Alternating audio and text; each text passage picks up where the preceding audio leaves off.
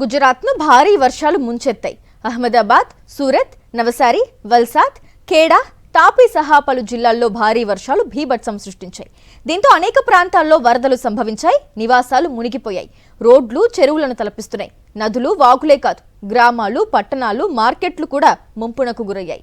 ఈ రోజు కూడా గుజరాత్తో పాటు మహారాష్ట్ర, ఒడిశాలో భారీ నుంచి అతి భారీ వర్షాలు కురుస్తాయని వాతావరణ శాఖ హెచ్చరికలు జారీ చేసింది.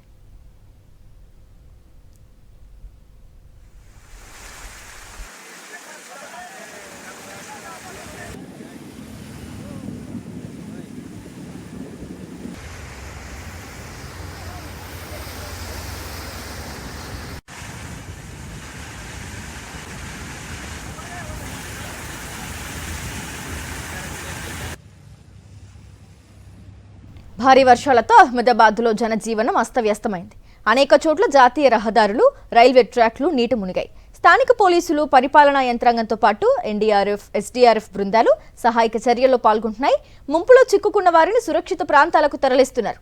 భారీ వర్షాల కారణంగా సూరత్, అహ్మదాబాద్, ఖేడా, తాపీ, డాంగ్ ప్రాంతాల్లో జనజీవనం పూర్తిగా స్తంభించిపోయింది.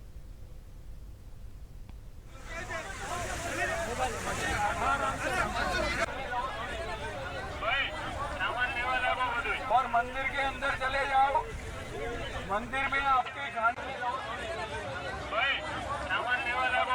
और मंदिर के अंदर चले जाओ। मंदिर में आपके